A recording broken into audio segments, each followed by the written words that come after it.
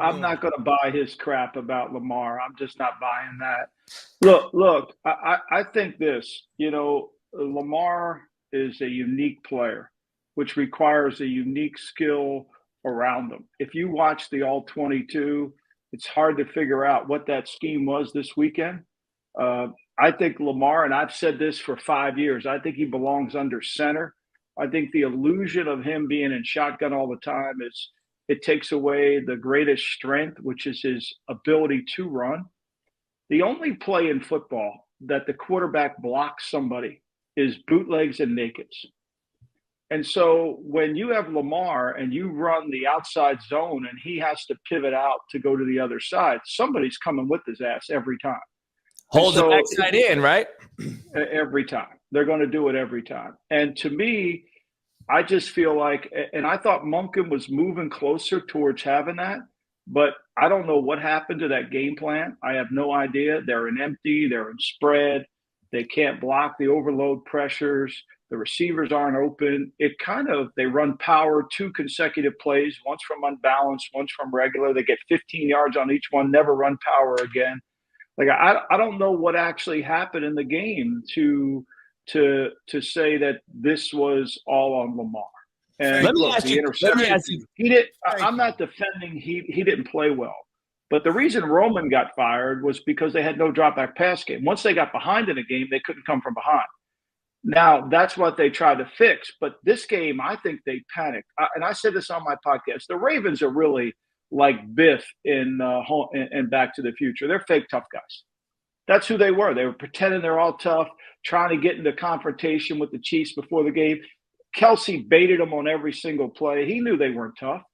So I think this was a group loss more than it was just on Lamar. Yeah, I agree.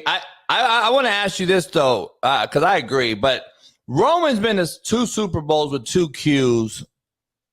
One of them 0 with Lamar, but yet we wanted him out. Now on Twitter and all the Twitter gurus, they want Monken out. I just want to know, when is it Lamar's time to actually step up and do it? And I agree with you. You can't do it if the play calling is just horrific like it was. But I think Monken was like, oh, I got the guy who's the MVP. I'm going to, dick measure this thing, and I'm going to say he can throw for throw with Mahomes here. Let's show what he can do from the pocket. Like, why was he throwing in the pocket so much? That's not Lamar's game. No. And to your point, Mike, I wanted to bring this up and get your thought. My good friend is Garrett McGee, who coached Lamar, recruited Lamar and AR5. He recruited and coached both, one at Florida, one at Louisville. And he's going to come on next week, but he's now at Louisville with Brom. He said, why was he in the gun so much? Why were we under center with Petrino so much in Louisville? And they can't figure that out in the NFL because he didn't have these deficiencies at Louisville with us. But he shows them up. It shows glaringly in the NFL. Like, why aren't they looking at Louisville film and say, hey, this guy was really efficient throwing the rock, quick game, things to help him out. They don't run any quick game, Mike. They're running shit vertical with guys that they have one receiver, Zay Flowers, that could take the top off.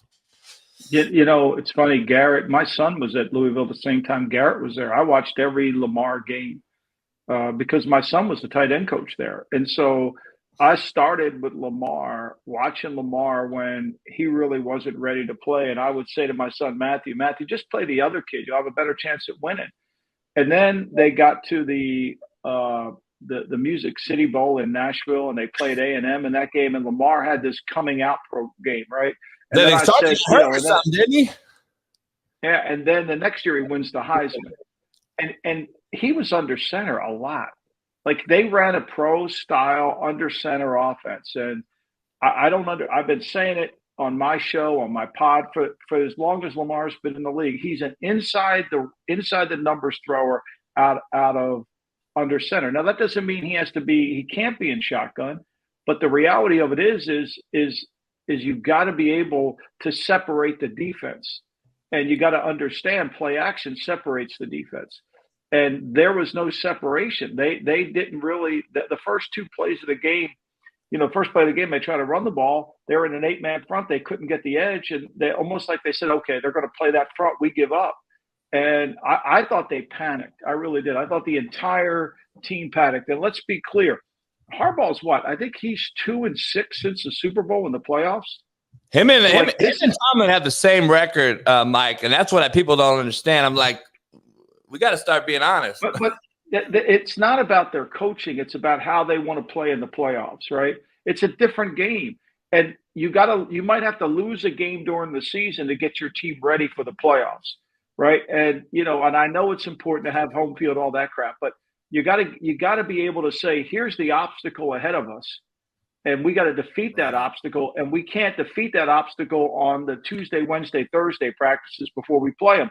We got to build that up during the season, and I think that's the biggest concern I have. I mean, look, they gave up basically their defense gave up 20 points in 2 games in the playoffs, and they're home. Crazy. And my thing is, like, they shut out the Chiefs second half. Like, Mahomes made a couple big throws, but really, to be honest, he was dinking and dunking like they do with Andy Reid. Shutout second half, Mike. Shutout. And Lamar couldn't muster a touchdown. And we get Smitty broke down the Zay Flowers fumble and all that. But, like, that's not all on Lamar either. I'm not saying that. But that scheme and Harbaugh and Monken has to figure out. We got 30 minutes to score a touchdown, and we couldn't muster that.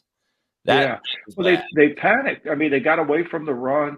They really didn't give them an answer, and some of it's on, like, this is not just about Monken.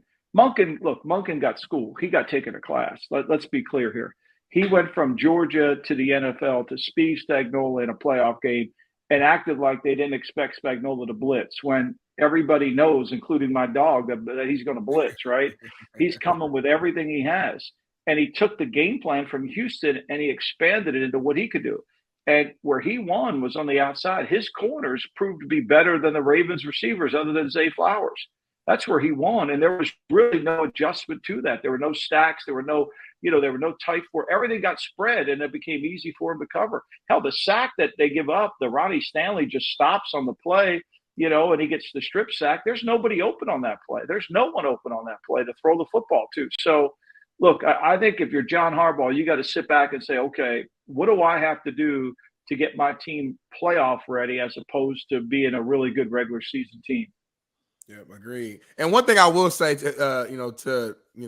I guess go against Lamar in some way, I did feel like even some of the best plays he's had throughout the year is the times he's ran when it wasn't a design run. It was a pass play, no one's open, he finds the lane and he goes. I feel like he kind of stayed away from that this game. I feel like there were opportunities and moments where Lamar could have just been Lamar and just taken off. And I almost feel like he was in his own head and he just felt like, I can't just run because I don't know if the media, we know the media and we all said, Lamar, you can't win a game playing this style. You have to throw the ball. I almost wondered, had that got in Lamar's head at all? Because I thought there were opportunities where he could have ran the ball and gotten first downs when no one was open, and he just stayed in the pocket and tried to force throws that weren't there. Yeah, I think what Steve did was rush 5, right? And he covered up all the gaps, and he built that umbrella rush, which is what you got to do against these guys. Nobody talks about it, but the only way to stop good quarterbacks isn't through coverage; it's through rush. How do you rush the quarterback? Rush lane. How do you keep them in a condensed umbrella? And we've seen it. And I think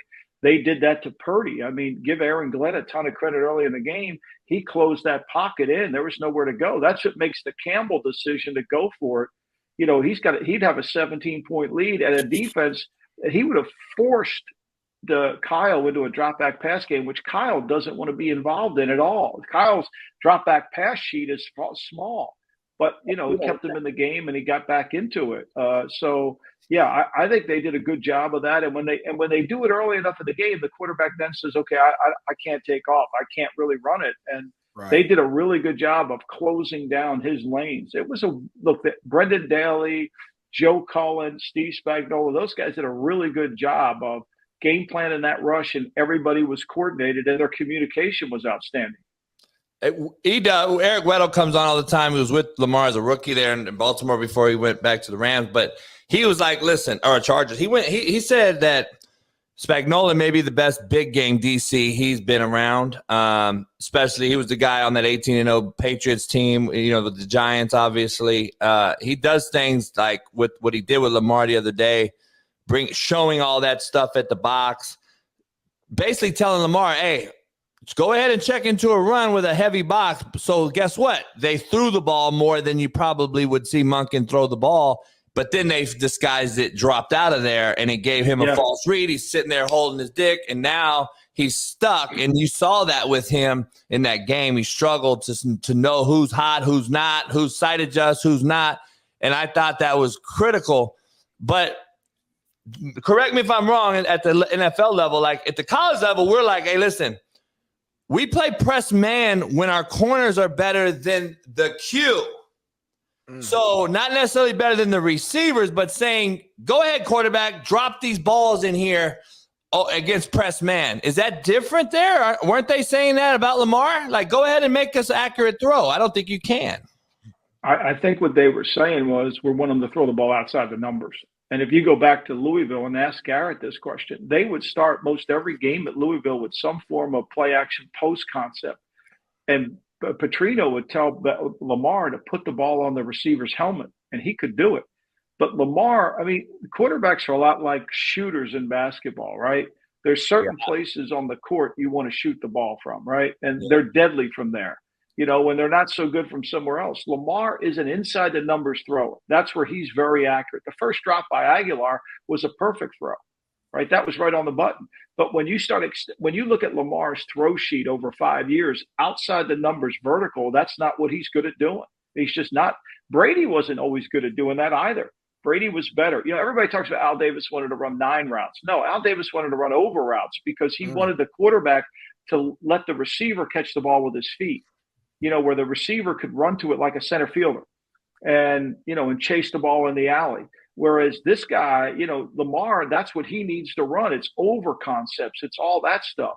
And I think to me, you know, Steve said, screw it. We're going to make you throw the ball outside the numbers. I mean, it's the same thing. When we used to play at New England, we would play the Jets with Rex Ryan. He packed the middle of the field. He wanted Brady to throw the ball outside the numbers, right? He wanted this Brady, you throw it outside the numbers, see if you can win. And eventually you could. You got to adjust your team to how the best coaches play you, right?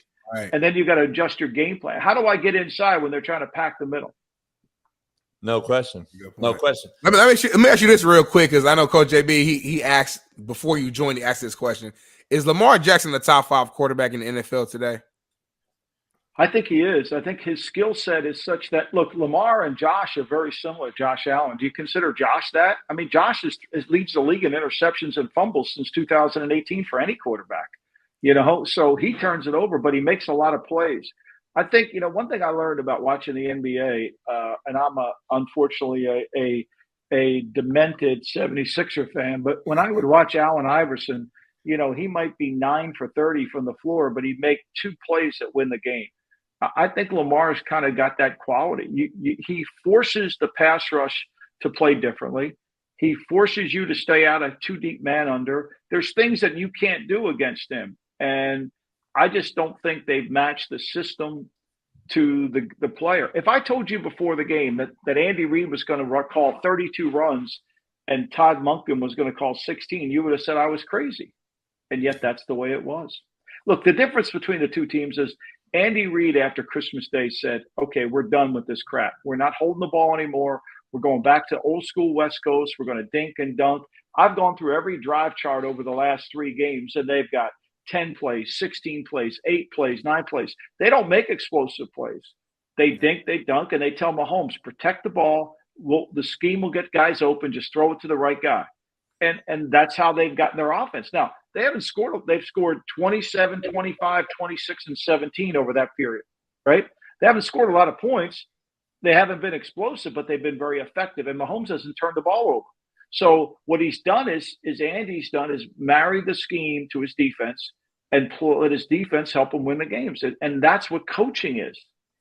Yeah. Is this Andy's best job ever? Yeah. Well, I think it is because – you know, he's willing to, you know, by nature, he doesn't want to call a run. He hates calling runs. He don't want to be in 13 personnel by nature. He wants to dial up all sorts of different things. But, you know, his aggressiveness, his willingness to say to trust Mahomes, and his ability to play complementary football with his offense is really good. and control the clock, control the time of possession. And this Pacheco kid, I mean, look, he's a hard-ass runner. You know, when he runs downhill, he's from right up the road here in Vineland, New Jersey. I mean, this kid's an angry runner, and now they start to spread him out and empty. He catches the ball. This is going to grow continually. And so what he's doing is he's saying, look, my strength is Pacheco, Kelsey, and Rice, and a great quarterback. I'm using those three players. I'm using that. No doubt. Yeah, I agree. Let me ask you this real quick. I got to ask you this because you have inside information on this stuff. Like, to me, the timing of these interviews on these assistant coaches that are in playoff runs, especially deep ones, seems a bit unprofessional, I guess, is my word. But it's been happening since you've been in the league. Why can't we figure out to change that? I don't understand why we're interviewing guys that are in AFC, NFC title games. We saw it last year with the Eagles. Came out later that this guy was interviewing for the Cardinals head job and gave a lackluster scouting breakdown for the Chiefs game. And you saw Andy absolutely just dissect that defense in the Super Bowl. McDonald interviewed the day after the Ravens lose to the Chiefs. We've seen it over and over and over. Ben Johnson interviewed during the week of prep against the Niners. Isn't there a way we can do it after it's over? It's not like college where we got to go get on the road to recruit. There's scouting services. You got scouting guys already in the buildings, right? Like, can't they wait? The problem is the assistant coaches. That's the problem. If you wait too long, you don't get the best assistant coach. It's hard to do that. And I think the preliminary interviews are for guys that are in the playoffs are more of get to know each other. I don't think, Mike McDonald went in there and told Washington a breakdown of everything. I think it was, Mike, who are you and what do you believe in? And that's something you work on in the summer. That's a notebook you have that you've been kind of filling up as you go along. Yeah. And you just go and present itself. That should come off the top of your head. That shouldn't be something that you got to research, because you should be able to, but your focus is on that team. So, now I'm sure that now that he had an interview with Washington, they're going to, I think Seattle's going to come talk to him. I mean, it's going to be, hey, here's what I believe in, and here's who I can hire. That's the big thing here. It's not about I want Mike McDonald or I want Mike Kafka or I want Dan Quinn. It's about who do I get when I get you. That's a key thing. No question.